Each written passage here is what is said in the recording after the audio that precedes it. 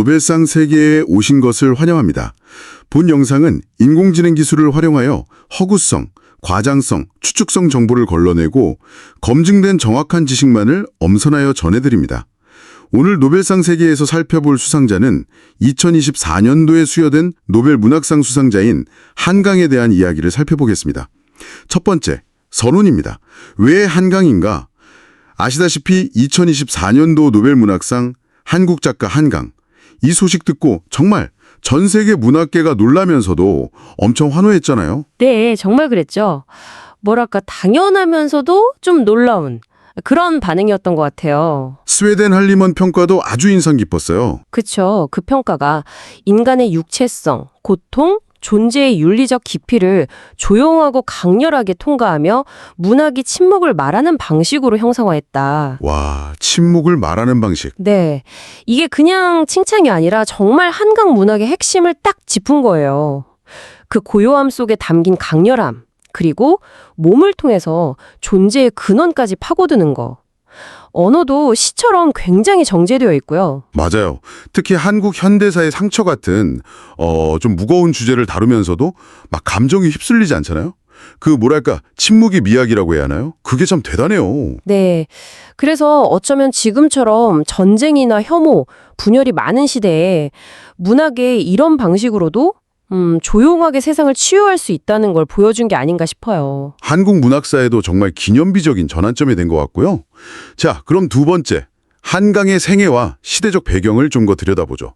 1970년 광주 출생이시고 네, 그리고 10살 때, 그러니까 1980년에 광주 민주화 운동을 간접적으로 경험하게 되죠. 이게 작가에게 큰 영향을 미쳤을 거고요. 아버지 한승원 선생님도 소설가이자 시인이시니까 그런 환경의 영향도 분명 있었겠죠. 부터 침묵이라던가 고통, 존재의 윤리 같은 문제에 천착했어요. 그녀가 성장한 70년대, 80년대 시대상을 생각해보면 군사 독재, 민주화 운동, 산업화, 엄청난 격동기였잖아요. 그렇죠.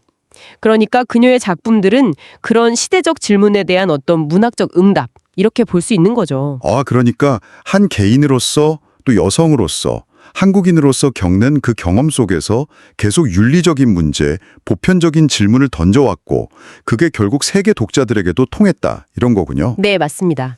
그 깊이가 인정을 받은 거죠. 세 번째, 문학적 형성 과정. 시에서 소설로. 이게 흥미로운데요. 시로 먼저 등단했잖아요. 네, 초기 시의 키워드가 몸 그리고 침묵이었다고 해요. 그런 감각적인 언어, 절제된 리듬이 나중에 소설 문체에도 그대로 이어진 것 같아요. 시와 소설의 경계를 넘나들었다는 점이 독특하네요. 그렇죠. 자신만의 스타일을 구축한 거죠. 2000년대 초반으로 넘어가면서 검은 사슴이나 그대의 차가운 손 같은 작품들을 발표하는데 이때부터 개인의 상처, 역사적 폭력, 그리고 여성의 몸, 권력 구조 이런 문제들이 막 교차하기 시작해요. 그러다가 이제 채식주의자가 나온 거군요. 네. 2007년에. 네, 문단이랑 독자들에게 정말 큰 충격을 줬죠. 그리고 이게 2016년에 맨부커 인터내셔널 상을 받으면서 세계적인 작가로 발돋움하게 된 결정적인 계기가 됐고요. 이게 정말 하루아침에 된 게 아니라 거의 20년 넘게 자기만의 문학 세계를 파고든 결과라는 게 중요해 보여요. 맞아요. 작가 스스로도 말했잖아요. 상처받은 존재들이 어떻게 살아가는지를 계속해서 묻고 싶다고. 글쓰기 자체가 끊임없이 질문하는 과정인 거죠. 존재의 윤리에 기반한 글쓰기를 할까요? 네 번째, 대표 작가 그 문학적 의미. 역시 채식주의자 이야기를 안 할 수가 없죠. 그렇죠. 육식을 거부하는 한 여성의 이야기로 시작해서 이게 육체, 폭력, 억압, 저항, 꿈, 현실, 온갖 문제들을 다 건드리잖아요. 특히 그 3개의 중편이 각기 다른 시점으로 주인공 영애를 그리는 방식. 그게 참 독특했어요. 맞아요. 단순한 채식 이야기가 아니라 우리 사회가 여성의 몸을 어떻게 타자화하고 또 욕망에 따라 해석하고 소멸시키려 하는지 그걸 굉장히 날카롭게 보여주죠. 또 다른 대표작 소년이 온다. 이건 1980년 광주를 배경으로 하고요. 네. 실명은 거의 등장하지 않는데도 그날의 비극이 너무 생생하게 그려지죠. 죽은 자와 산 자, 기억과 망각 사이에 그 윤리적인 긴장감, 이걸 탐구해요. 폭력의 실체를 고발하면서 동시에 이런 극단의 고통 앞에서 문학은 뭘 할 수 있는가? 이런 질문을 던지는 것 같기도 하고요. 정확합니다. 그게 바로 윤리적 응시예요. 외면하지 않고 똑바로 바라보는 태도. 그리고 흰이라는 작품도 있죠. 네. 흰. 산문시 같기도 하고 실험적인 작품이었어요. 네, 기억, 상실, 죽음, 생명 이런 주제들을 흰색이라는 하나의 색깔을 통해서 파고들죠. 어머니의 죽음과 자신의 존재를 연결시키면서 언어를 넘어서는 슬픔을 어떻게 공유할 수 있을까 묻는 작품이에요. 결국 이 대표작들 모두 관통하는 주제가 있는 것 같아요. 폭력 이후의 세계, 언어의 윤리, 존재의 깊이 이런 것들이요. 네, 고통 앞에서 문학이 어떤 역할을 할 수 있는지 계속 실험하는 거죠. 자, 5번째. 언어와 문체의 특징 분석입니다. 한강 작가의 문장, 참 아름답다는 평이 많은데 근데 또 화려하거나 장식적이지는 않아요. 네, 맞아요. 극도로 절제되어 있죠. 어떨 땐 거의 침묵에 가깝다고 느껴질 정도로요. 단어랑 단어 사이에 그 빈 공간, 여백에서 의미가 생겨나는 것 같다고 할까요? 정확해요. 그래서 읽는다기보다는 뭔가 느껴진다는 표현이 더 어울릴 수도 있어요. 시처럼 굉장히 조밀하고 밀도 있고 리듬감이 있으면서도 네. 일반적인 서사 구조를 따라가기보다는 강렬한 이미지나 감각을 먼저 딱 제시하는 방식을 즐겨 쓰는 것 같아요. 예를 들면 채식주의자에서 영예가 점점 식물처럼 변해가는 그 묘사들 있잖아요. 네. 기억나요. 정말 강렬했죠. 네, 그런 감각적인 이미지가 독자에게 아주 충격적으로 다가오죠. 심리적인 경험을 직접 하게 만드는 거예요. 특정 단어나 이미지를 의도적으로 반복해서 사용하는 것도 특징인 것 같아요. 여운을 남기는 방식이랄까? 그렇죠. 그게 마치 기억이나 트라우마가 작동하는 방식하고도 좀 비슷하게 느껴지고요. 핵심은 이거예요. 보여주는 것보다 가려진 것, 말해지지 않은 것에 더 집중하게 만든다는 거. 침묵의 수사학? 네, 바로 그거죠. 말하지 않음으로써 오히려 더 많은 것을 말하는 힘. 이게 번역은 정말 까다로울 텐데 독자에게는 언어 자체의 어떤 물질성, 그리고 그 안에 담긴 영혼 같은 걸 동시에 체험하게 하는 아주 특별한 미학을 제공하는 거죠. 그래서 그냥 읽는 게 아니라 느끼게 만드는 글이다. 와, 정말 공감됩니다. 6번째 주제로 넘어가 볼까요? 한강 작가 문학 깊숙이 자리한 그 철학과 사상적 흐름에 대한 이야기입니다. 이게 그냥 철학 용어를 막 쓰는 게 아니라 존재, 윤리, 고통, 기억 같은 것들을요, 언어랑 서사 자체로 되게 밀도 높게 형상화하잖아요. 맞아요. 핵심 질문들이 있죠. 왜 살아야 하는가? 뭐 타인의 고통에 어떻게 응답할 것인가? 이런 거요. 네, 그리고 언어는 그 고통을 어떻게 담아낼 수 있는가 하는 문제까지도요. 그렇죠. 특히 그 몸, 폭력, 기억이라는 키워드가 계속 반복되는 것 같아요. 소년이 온다에서 그 죽은 이들의 몸을 수습하는 행위 있잖아요. 네. 그게 단순히 슬픔을 넘어서 우리가 어떻게 기억해야 하는가 그 윤리적 의무를 굉장히 강하게 묻는 느낌이었어요. 맞습니다.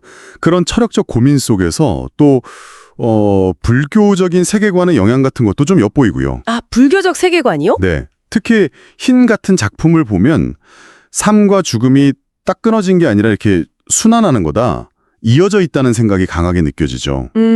순환. 네. 흰색이라는 게 그냥 텅 빈 게 아니라 오히려 모든 색과 감정이 스며들 수 있는 뭐랄까 존재의 본질에 더 가까운 그런 상태로 그려지거든요. 그렇군요. 모든 아픔이나 기쁨이 결국 그 흰색 안에서 다시 태어난다. 뭐 이런 믿음 같은 게 느껴져요. 이게 동서양 독자들한테 다 좀 보편적이면서도 되게 낯선 그런 독특한 감각을 주는 지점인 것 같아요. 네, 그 철학적 사유가 자연스럽게 또 사회를 바라보는 시선으로 이어지는 것 같은데요. 그럼 이제 7번째, 작품 속에 담긴 정치, 사회적 메시지의 함의를 좀 보죠. 네네. 겉으로 막 구호를 내세우고 그런 건 아닌데 그 안에 보면 폭력이나 억압, 타자화, 그러니까 남을 이렇게 구분짓는 거예요. 그렇죠. 다름을 인정하지 않는. 네, 그리고 국가 권력의 어떤 무자비함, 이런 예민한 주제들이 상당히 깊게 송찰되고 있단 말이죠. 네, 뭐 소년이 온다가 가장 대표적이겠죠. 그 5.18 광주 민주화 운동을 배경으로 하잖아요. 네. 근데 이게 그냥 사건 고발? 여기서 그치는 게 아니라 국가폭력의 본질이라든지 또 기억의 정치학이라고 하죠. 과거 사건이 현재 권력 구조 속에서 어떻게 기억되고 왜곡되는지. 기억의 정치학. 네, 그리고 집단적인 망각에 맞서서 윤리적으로 기억해야 할 필요성, 이런 것까지 건드리는 거죠. 문학이 이런 거대한 질문 앞에서 뭘 할 수 있나? 어쩌면 그 기억하고 언어화하는 걸 통해서 침묵에 저항하는 길을 보여주는 것 같기도 하고요. 침묵에 저항하는 방식? 그리고 채식주의자도 당연히 중요하죠. 그 가부장제 사회에서 여성의 몸에 가해지는 억압 문제. 네, 맞아요. 주인공 영애가 채식을 하고 또 식물이 되고 싶어 하는 거. 이게 그냥 이상한 행동이 아니라 사회가 강요하는 어떤 틀 있잖아요. 그걸 거부하고 자기만의 존재 방식을 찾으려는 굉장히 처절한 저항이자 상징적인 해방 시도로 읽을 수 있어요. 가정과 사회의 이중 억압 구조, 이걸 정말 날카롭게 포착했어요. 그렇죠. 작가 본인도 문학은 진실을 감추기보다 들춰내는 힘이 있어야 한다고 말했거든요.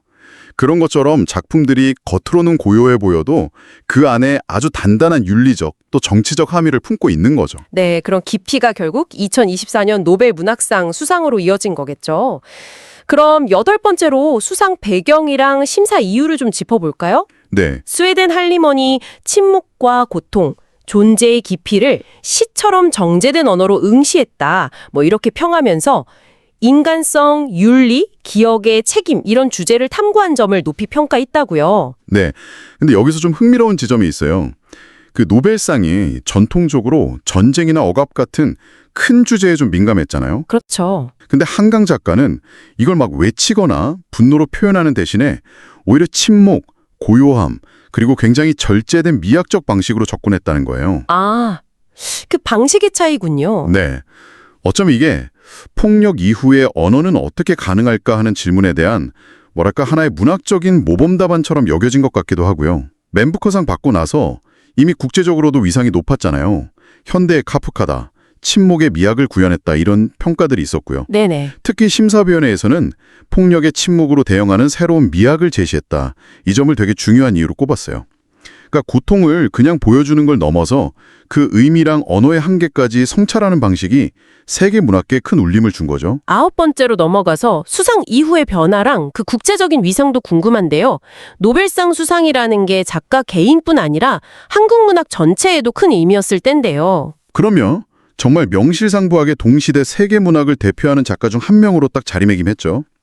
유럽 주요 언론들 보면 동양적 고요함과 서구적 윤리의 융합이다. 21세기 명상적 언어미학가다. 이런 찬사들이 쏟아졌고요. 와. 작품들도 다시 막 주목받으면서 재출간되고 연극이나 오페라 같은 다른 예술 장르로 각색될 가능성도 활발하게 논의되기 시작했고요. 네. 근데 정작 작가 본인은 되게 일관된 태도를 보였어요.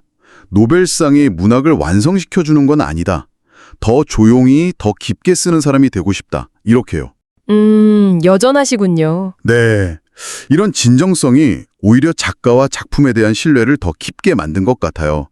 그리고 말씀하신 것처럼 이게 단순히 한 작가의 성공을 넘어서 한국 문학 번역이나 해외 소개 전략에도 굉장히 긍정적인 영향을 미치면서 문학 생태계 전반에 좀 중요한 변화를 가져온 전환점이라고 볼 수 있죠. 자, 이제 마지막 10번째 주제입니다.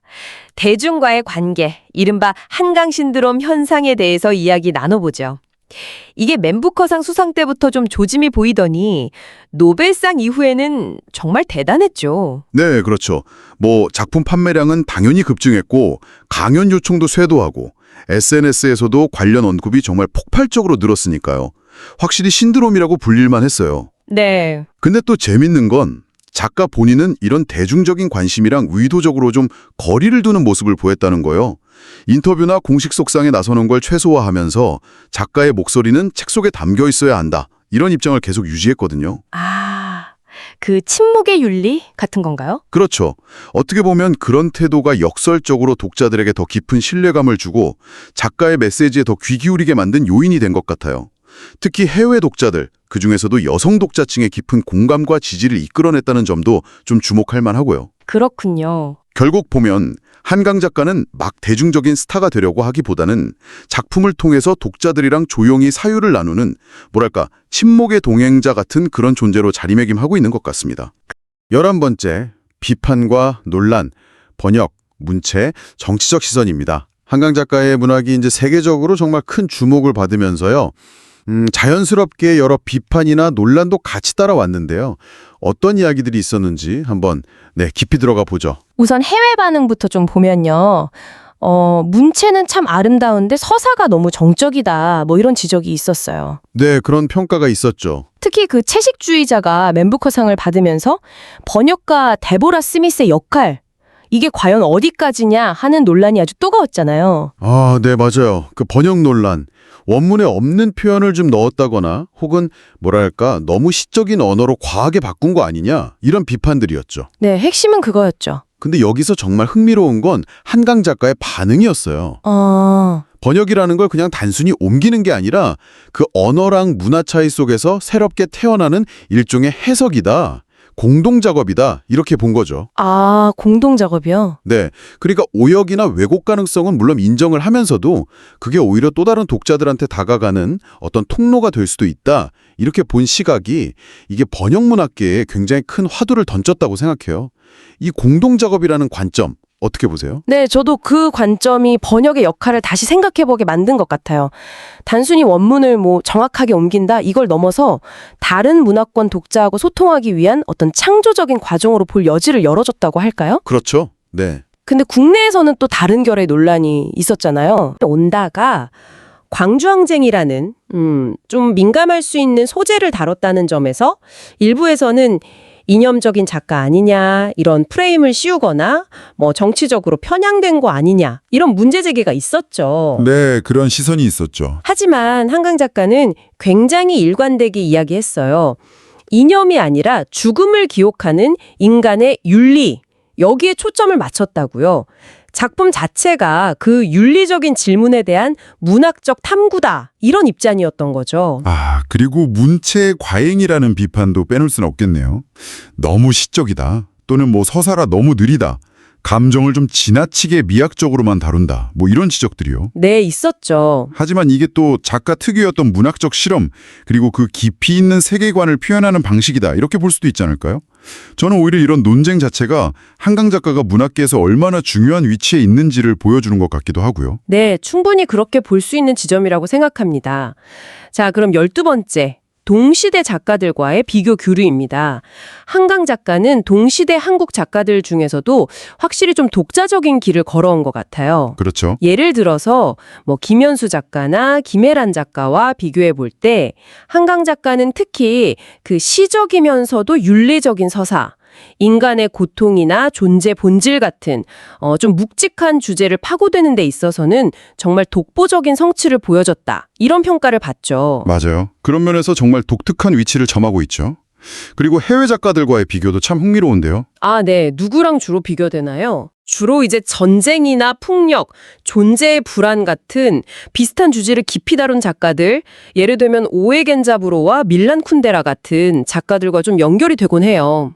오에 겐자부로. 네, 특히 오에 겐자부로와는 그 정치적 트라우마를 문학적으로 어떻게 다루고 승화시키는가 하는 그런 지점에서 자주 비교가 됩니다. 동아시아적인 사유하고 현대 문학의 감수성을 동시에 보여준다는 점, 이게 또 중요하게 언급되고요. 이런 비교를 통해서 작가의 세계를 좀 더 입체적으로 이해하는 데 도움이 될 겁니다. 당신에게도. 그런데 작가들하고 직접적으로 막 교류하고 그런 모습은 잘 보이지 않았다고 하던데요. 네, 상대적으로 좀 작품을 통해서 소통하려는 경향이 강했던 것 같아요. 조용한 편이었죠. 그렇군요. 하지만 그 영향력은 조용하지만 넓게 퍼져나갔다고 봐야죠. 특히 젊은 작가들에게는 그 감정의 절제미라던가 윤리적인 글쓰기, 또 형식 실험 같은 면에서 굉장히 큰 영향을 주었습니다. 그러니까 자신만의 문학적인 길을 찾는 후배들한테는 중요한 어떤 등대가 된 셈이죠. 네. 자, 그럼 13번째, 후대에 끼친 영향입니다. 한국 문학과 번역계에 미친 파장인데요. 한강 작가의 문학은 정말 구체적인 변화들을 이끌어냈어요. 먼저 다른 작가들에게는 감정이 쉽게 기대지 않으면서 고통을 똑바로 바라보는 서사, 아니면 그 침묵을 통한 표현, 이걸 침묵의 수사학이라고도 하던데요. 네, 침묵의 수사학. 이런 새로운 작법의 가능성을 열어줬다고 할 수 있죠. 그리고 대중적인 코드를 따르지 않고도 세계적으로 통할 수 있다는 걸 보여주면서 문학적 정직함에 대한 믿음을 다시 한번 좀 확인시켜줬고요. 출판하고 번역에 미친 영향은 정말 지대했죠. 그 채식주의자 성공 이후에요. 한국 문학에 대한 해외 관심이나 번역 지원이 눈에 띄게 늘었어요. 정말 폭발적이었다고 할 수 있죠. 네, 그건 정말 체감될 정도였죠. 한강 작가의 작품 자체가 번역하기에 좋으면서도 깊이가 있는 문체와 서사, 이거의 좋은 사례로 여겨지면서 한국 문학의 국제적인 위상을 한 단계 끌어올리는 데 크게 기여했습니다.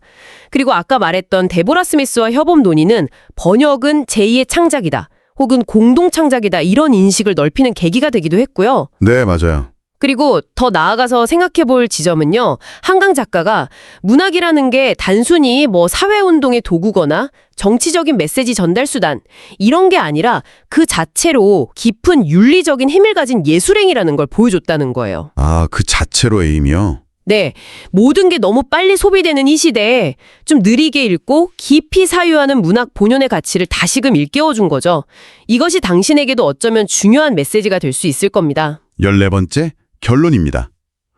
한강이 남긴 문학의 세계와 메시지. 한강 작가는 뭐랄까 화려하진 않지만 굉장히 묵직하게, 또 목소리를 높이진 않지만 깊은 울림을 주는 그런 언어의 궤적을 남겼습니다. 시대의 흐름을 타기보다는 시대를 넘어서는 질문들을 계속 던져왔죠. 무엇보다 그녀의 문학은 인간의 고통을 그냥 흥미 위주로 소비하거나 상처를 가십처럼 다루지 않고 조용히 들여다보고 기억하려고 했다는 점. 이걸 통해서 문학이 고통을 어떻게 마주해야 하는가, 그 윤리적인 책임은 무엇인가 하는 아주 근본적인 질문을 우리 앞에 던져놓았습니다. 키워드를 통해서 세계 독자들과 보편적인 공감대를 형성했죠. 이 언어적인 아름다움하고 윤리적인 성찰을 이렇게 긴밀하게 결합시킨 건 정말 보기 드문 성취라고 생각해요. 때로는 가장 조용한 목소리가 가장 깊은 진실을 담을 수 있다는 것을 정말 잘 보여주었다고 할 수 있죠. 네, 그 고요함 속에 힘이 느껴지죠. 그리고 노벨문학상 수상은 이런 그녀의 문학 세계를 이제 세계적인 담론의 중심으로 더 확고하게 끌어올렸습니다. 이건 한국 문학뿐만 아니라 동아시아 문학 전체에도 굉장히 중요한 이정표가 될 거라고 봐요. 문학이 개인의 내면을 넘어서서 공동체의 기억과 윤리를 어떻게 새롭게 써나갈 수 있는지를 보여준 사례니까요. 결국 한강 작가가 우리에게 남긴 것은 말하기 어려운 것을 기어이 말하려는 용기, 그리고 존재의 깊은 곳을 파고드는 그 침묵의 언어, 또 문학이 져야 할 윤리적 무게를 잊지 않는 그 겸허함, 이런 것들 아닐까 싶습니다. 그녀의 문학은 우리 각자에게 조용한 질문을 던지고 있어요. 당신은 고통을 어떻게 기억할 것인가? 이 질문 아마 오랫동안 당신의 마음속에 남아 곱씹어볼 가치가 있을 것 같습니다. 이상으로 2024년도 노벨문학상 수상자 한강에 대한 이야기를 마치겠습니다. 그러면 다음에 게재될 노벨문학상 동홍상에서 또 만나요.